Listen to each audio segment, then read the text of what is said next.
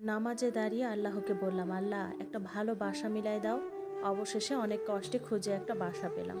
ভাড়া কম, 700 টাকা ছিল। চিটাগাং শহরে 700 টাকা অনেক কম, কিন্তু আমার কাছে পাহাড় সমান।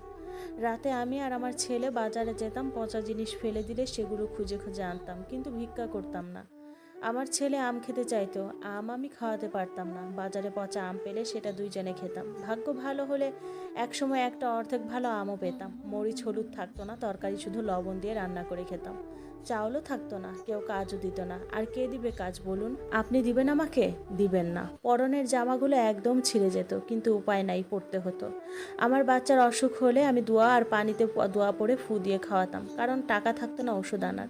আমার ছেলের বয়স বাড়তে লাগলো, কিন্তু স্কুলে দিতে পারি নাই, ঘরেই পড়াই, কারণ স্কুলের খরচ কে দিবে? আর কাগজপত্রও লাগবে।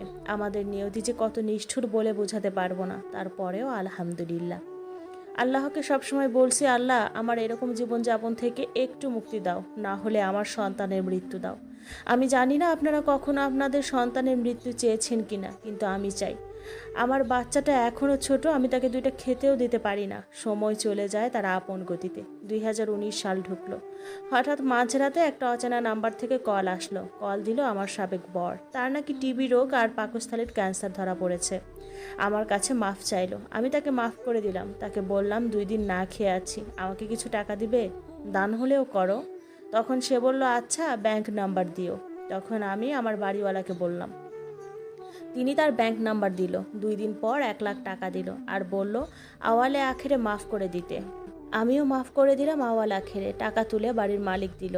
আমি বাড়ি ভাড়া দিয়ে আর 5,000 টাকা নিয়ে বাহিরে যাব বাজার করতে। বাকি 91,000 টাকা আমি কোরআন শরীফের ভিতরে রাখলাম। তারপর ছেলেকে নিয়ে চালের বস্তা কিনতে গেলাম। ওমা, চালের বস্তা কিনে আনার পর দেখি ঘরের তালা ভাঙা। তাড়াতাড়ি ঘরে গিয়ে দেখি কোরআনের কভার খোলা।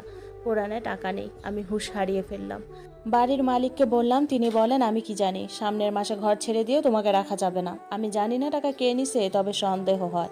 আর মুসলিম সন্দেহ করা গুনাহ। আল্লাহ বলেন, না জেনে ধারণা করা থেকে দূরে থাকো। পরের মাসে ঘর ছেড়ে দিলাম। অনেক কষ্টে একটা ঘর জোগাড় করলাম। টাকার শোকে পাগল হয়ে গেছি। আমার ছেলের বয়স 9 বছর। ছেলেকে স্কুলে দিতে পারলাম না, তবে আরবি আমি নিজে শিখিয়েছি। ইচ্ছে আছে হাফেজ বানানোর। একজন আমার ছেলেকে দয়া করে স্কুলে ভর্তি করায় দিল। আমার ছেলে দেখি প্রায় সময় আমার জন্য চাউল আনে 1 কেজি, একটা ডিম আনে। ছেলেকে জিজ্ঞেস করলাম, ছেলে কিছু বলে না। একদিন ঘরে কিছু ছিল না, ছেলে আধা কেজি চাউল আনে। ছেলেকে বলি, বাবা কই পেলি? তখন বলে, মা গো, খিদা সহ্য হয় না, ভিক্ষা করে আনছি। সেদিন ছেলেকে কিছু বলিনি। বলি, মাবুদ আমার দিন তুমি ফিরায় দাও।